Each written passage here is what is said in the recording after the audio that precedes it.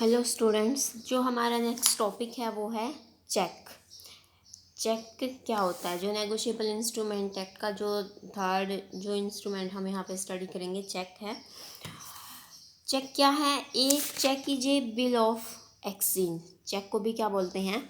Check क्या है? एक बिल ऑफ एक्सचेंज है drawn on a specified banker. जो एक स्पेसिफाइड बैंकर है, बैंक है, उस पर लिखा जाता है not express to be payable otherwise than on demand. कि डिमांड जब तक नहीं की जाती और किसी भी तरीके से इसकी पेमेंट नहीं की जाएगी। चेक एक ऐसा अनकंडीशनल इंस्ट्रूमेंट है, बिल ऑफ एक्सचेंज है, जो लेखक क्या करता है, उसको ट्रांसफ़र करता है और उसकी लिखित जो राशि होती है, उस लिखित राशि का जब डिमांड की जाएगी उसी टाइम उसकी पेमेंट की जाती है।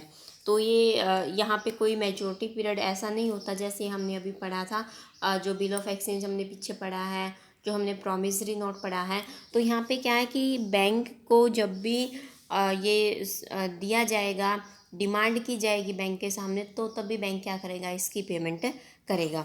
पेमेंट ऑफ दी चेक, ये पॉइंट पढ़ने से पहले हम एक पॉइंट को पहले से डिस्कस करते हैं। इससे पहले एक पॉइंट है crossing of a cheque. Crossing of a cheque क्या होता है कि जब चेक की जो लेफ़्ट साइड है, लेफ़्ट साइड दो तिरछी जो लाइनें खींच दी जाती हैं, तो चेक क्या बन जाता है? क्रॉस चेक बन जाता है। जब क्रॉस चेक बन जाएगा, उसके उन दो लाइनों के बीच में कुछ शब्द लिखे भी जाते हैं और कुछ नहीं भी। तो क्रॉस चेक को क्रॉस क्यों किया जाता है? चेक को सुरक्षित बनाने के लिए, पेमेंट को किस जो है सुरक्षित हाथों में जाए, अगर चोरी हो जाए या कुछ हो जाए तो पैसे का लॉस ना हो, इसलिए जो चेक है उसको क्या किया जाता है? क्रॉस किया जाता है। क्रॉस करने के बाद जब भी पैसे के लिए बैंक में प्रस्तुत किया जाएगा चेक को, तो उस टाइम पे बैंक की खिड़की पर उसका भुगतान नहीं होगा। अगर चेक को क्रॉस किया हुआ है तो भुगतान पाने वाला व्यक्ति इस चेक को उस बैंक में जहाँ पे खाता है उसको जमा करा देगा। अगर चेक से ही पैसे निकलवाने हैं तो उसको एक अलग चेक वहाँ से काटना पड़ेगा, तो उसके अकाउंट में वो पैसे आएंगे। बैंक के काउंटर पे उसको कैश में ये पेमेंट नहीं मिलेगी अगर चेक को क्रॉस किया हुआ है। देखो एक स्पेसिमेन कॉपी एक यहाँ पे दी हुई है क्रॉस चेक की। लेफ़्ट साइड में जो चेक की जो ये साइड है, यहाँ पे क्या दो लाइनें खींच दी जाती हैं, इनको हम ब्लैंक भी छोड़ सकते हैं और यहाँ पे कोई वर्ड लिखा भी जाता है। क्या वर्ड लिखा जाएगा और क्यों लिखा जाएगा? पहले देखो क्रॉसिंग के टाइप्स क्या होते हैं। क्रॉसिंग के जो टाइप्स हैं, यहाँ पे दो टाइप की क्रॉसिंग है, जर्नल और स्पेशल। जर्नल क्रॉसिंग में क्या होता है कि ये जो पैरेलल लाइन है, इस टाइप की लाइन खींच दी, इनके बीच में कुछ शब्द लिखा भी होगा और नहीं भी लिखा होगा, तो ये क्या होगी? Journal crossing. जर्नल क्रॉसिंग में सिर्फ उसको जो भी व्यक्ति है, जो धारक है, जो व्यक्ति पेमेंट लेने के लिए जाएगा, जब बैंक के काउंटर पे वो देगा तो उसके खाते में उसको क्या मिल जाएगी? पेमेंट मिल जाएगी। स्पेशल क्रॉसिंग क्या होती है? स्पेशल क्रॉसिंग में हम क्या लिखेंगे? किसी बैंक का नाम लिखेंगे। जैसे यहाँ पे लिखा हुआ है and company, PNB bank, union bank, bank of India और अकाउंट पे बैंक ऑफ अमेरिका। मतलब यहाँ पे एक स्पेसिफिक बैंक का नाम दिया जाएगा। अगर उस व्यक्ति का खाता उस बैंक में नहीं है तो उसको वहाँ पे खाता पहले खुलवाना पड़ेगा। पहले खाता खोलेगा तभी उसके खाते में क्या आएगी? पेमेंट आएगी। तो जहाँ अगर नाम क्रॉस करके नाम लिखा हुआ है तो ये पेमेंट उसी बैंक में वो व्यक्ति ले सकता है जिसके पास वो चेक है।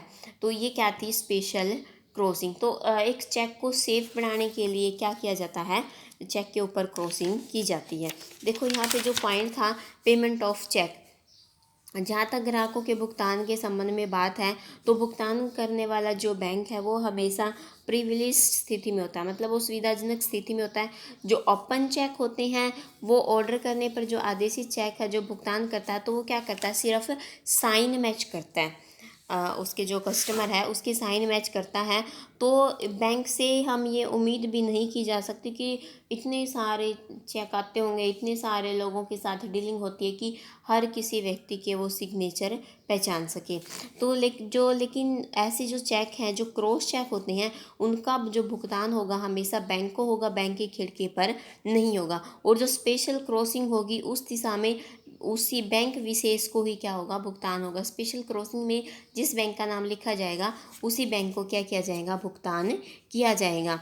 अगर कोई बैंक गलती करता है कि उनको लगता है किसी ने सिग्नेचर जाली किए थे, चेक चोरी किया था, और जाली अगर सिग्नेचर हैं, और बैंक अपनी गलती या बैंक की जो लापरवाही अगर बैंक करता है, यहाँ पे अगर बैंक सिद्ध कर दे कि गलती यहाँ पे किसकी है, कस्टमर की है, तब उसको कोई सुरक्षा नहीं मिलेगी। लेकिन अगर बैंक सिद्ध नहीं कर पाता तो फिर यहाँ पे क्या होगा, बैंक को सुरक्षा नहीं मिलती है। अगर ग्राहक के जो हस्ताक्षर हैं, जो गलती है वो सिद्ध हो जाए, तो ऐसे केस में बैंक को कोई सुरक्षा नहीं मिलेगी। लेकिन अगर बैंक ही सिद्ध कर देगा कि जिस बैंक में खाता है जो ग्राहक है वो गलती लापरवाही के कारण हुई है, बैंक की लापरवाही के कारण अगर होती है गलती, तो कोई सुरक्षा नहीं मिलेगी। अदरवाइज यहाँ पे बैंक को क्या मिलेगी, सुरक्षा मिलेगी। तो जो आदेश, जो ऑर्डर चेक होते हैं, उनका भुगतान करने से पहले, भुगतान प्राप्त करने से पहले जो साइन होते हैं वो अटेस्टेड कराने की मांग करता है बैंक, कि बैंक के किसी भी कोई पुराना ग्राहक है जिसका बैंक में खाता है, उसे क्या करवाया जाए, वो प्रमाणित करवाया जाता है कि प्रमाणित करवाने वाला व्यक्ति है जो वो जमानती है, जो श्योरिटी के रूप में बैंक के लिए क्या बन जाता है, उत्तरदायी फिर बन जाता है उस पेमेंट के लिए। नेक्स्ट पॉइंट है marking of the cheque. Cheque की मार्किंग क्या होती है कि जो चेक भी क्या है, एक नेगोशिएबल इंस्ट्रूमेंट है, तो जो एक विशेष बैंक पर लिखा जाता है और डिमांड पे क्या होता है, देय होता है। तो चेक को मार्क करना, मार्क में क्या होता है कि जो अमेरिका में चेक का भुगतान योग्य प्रमाणित करने के लिए क्या किए जाते थे, चेक मार्क किए जाते थे। बैंक जो मार्क करने की प्रक्रिया है, चेक को जब कर देता है बैंक उसके ऊपर मार्किंग, तो हम उसको क्या कहेंगे, मार्किंग एट चेक। तो ये क्यों की जाती है, बैंक के जो चेक है वो बैंक एक चेक के ऊपर मार्किंग किसके कहने पे करेगा और क्यों की जाती है। इंडिया में जैसे लिखा हुआ है कि इंडिया में विधान चेकों को चिन्हित करने के बावजूद भारतीय बैंक चेक की धनराशि का भुगतान करने के लिए बाध्य यहाँ पे नहीं होगा। देखो, चेक का जो लेखक है अगर वो रिक्वेस्ट करता है बैंक को मार्किंग के लिए, मार्किंग क्यों की जाती है, ये प्रमाणित करने के लिए बैंक पहले चेक करेगा कि जो चेक के ऊपर जो अमाउंट लिखा हुआ है वो इस व्यक्ति के खाते में है या फिर नहीं है। अगर उसके खाते में इतना पैसा है तो बैंक क्या करता है, उस चेक को मार्क कर देता है। मार्क जब चेक कर दिया जाता है और एक शब्द लिख दिया जाता है, चेक पर मोहर लगा देता है, पर्याप्त रुपया है इसके अंदर, और सब लिख देता है गुड। लेकिन अगर इसके बाद जब तक वो डिमांड के लिए बैंक के सामने प्रस्तुत दोबारा से नहीं किया जाता, जिस व्यक्ति को पैसे लेने हैं, जो पेई है, वो व्यक्ति जब तक डिमांड नहीं करता, इन बिटवीन टाइम में चेक लिखने वाला जो व्यक्ति है अगर बैंक से रुपया निकाल लेता है, प्रमाणित जो चेक है, मार्क जो चेक है, उसका भुगतान करने के लिए अब अकाउंट में इतना पैसा अगर नहीं रहता, तो बैंक के पास अधिकार है, बैंक क्या करेगा, उसको डिसऑनर कर देगा। ऐसे चेक को क्या किया जाएगा, फिर डिसऑनर। ऐसे ही जो धारक है अगर वो प्रार्थना करता है मार्क करने के लिए, तो सेम चीज़ें रहेंगी कि पहले देखा जाएगा उसके खाते में इतने पैसे हैं या फिर नहीं है, कि जब डिमांड की जाएगी तो उस टाइम पे पेमेंट की जा सके। अगर इतना अमाउंट है उसके जो है उसमें खाते में, तो क्या करेंगे, अमाउंट इतना अगर होगा तो मार्क कर दिया जाएगा। अगर डिमांड करने से पहले ही पैसा निकाल लिया गया तो डिमांड के टाइम पे बैंक क्या कर देगा, डिसऑनर ऐसे चेक को कर देगा। संग्रहकर्ता है जो वो बैंक की प्रार्थना पर क्या करेगा, ऐसे बैंक जो ऐसा चेक है उसको मार्क कर देगा। तो ये छोटा सा पॉइंट था मार्किंग से related. Cross cheque I think आपको समझ आ गया होगा कि सिंपल से जो बैंक जो चेक होता है उसके लेफ़्ट साइड क्या की जाती है, दो पैरेलल लाइन कॉर्नर में खींच दी जाती हैं, उनमें कुछ वर्ड लिखा भी जाता है या नहीं भी लिखा जाता। लेकिन ये क्यों की जाती है, चेक को और ज़्यादा सुरक्षित बनाने के लिए, सुरक्षा की दृष्टि से। और जो स्पेशल जो क्रॉसिंग होती है वो तो और ज़्यादा सुरक्षित होती है, क्योंकि उस व्यक्ति को पैसा उसी अकाउंट में मिलेगा, उसी बैंक अकाउंट में जिस बैंक का नाम वहाँ पे लिखा होगा। इसके बाद है चेक का जो क्रॉसिंग है वो कौन कर सकता है। चेक के जारी होने से पहले उसका जो आता है वो कर सकता है। चेक के जारी होने के बाद अगर चेक क्रॉस नहीं है तो धारक उसके कर सकता है। अगर साधारण चेक है तो उसको विशेष रेखांकन स्पेशल क्रॉसिंग भी की जा सकती है, और उसके ऊपर जो कुछ वर्ड हैं, बैंक का नाम है, वो चीज़ें भी लिखी जा सकती हैं। देखो यहाँ पे लिखा हुआ था जो जर्नल क्रॉसिंग है कि जर्नल क्रॉसिंग में आप एंड कंपनी लिख सकते हो, इस तरीके से एंड कंपनी लिख सकते हो, नॉट नेगोशिएबल ये चीज़ें लिख सकते हो, या फिर अकाउंट पे ओनली ये वर्ड भी लिख सकते हो। इनका मीनिंग क्या होता है, जो एंड कंपनी लिखा जाता है, ये एंड कंपनी जो बीच में लिखा जाएगा या फिर पूरा ये वर्ड लिखा जाता है, दोनों का मीनिंग सेम ही रहेगा। तो चेक के संबंध में इसका कोई ऐसा स्पेशल कोई अर्थ नहीं है, सिर्फ चेक को सुरक्षित करने के लिए ये लिखा जाता है। नॉट नेगोशिएबल, नॉट नेगोशिएबल का यहाँ पे ये मतलब नहीं कि आप उसको ट्रांसफ़र नहीं कर सकते। यहाँ पे इसका मतलब क्या है कि जो चेक को आप जब ट्रांसफ़र करते हो किसी व्यक्ति को, सपोज करते हैं कि एक चेक है और वो चेक चोरी हो जाता है, जिस व्यक्ति को मिलता है वो चेक, वो क्या करता है कि उसको किसी की पेमेंट करनी थी और पेमेंट करने के लिए वो उसी चेक को क्या कर देता है, ट्रांसफ़र कर देता है। इब जिस व्यक्ति ने चोरी करके जो चेक लिया है, तो चोरी किया हुआ चेक क्या है, उसका अधिकार तो उसके ऊपर है ही नहीं, उसका अधिकार उसके ऊपर लीगल नहीं हो सकता, उसका अधिकार उसके ऊपर राइट नहीं हो सकता। क्यों नहीं हो सकता, क्योंकि उसने चेक को क्या किया है, कंसिडरेशन के बदले में उसको चेक नहीं मिला है, गुड फेथ में उसको नहीं मिला है, सिर्फ उसने क्या किया, उसको गलत तरीके से लिया है, इलीगल तरीके से उसने इसको लिया है।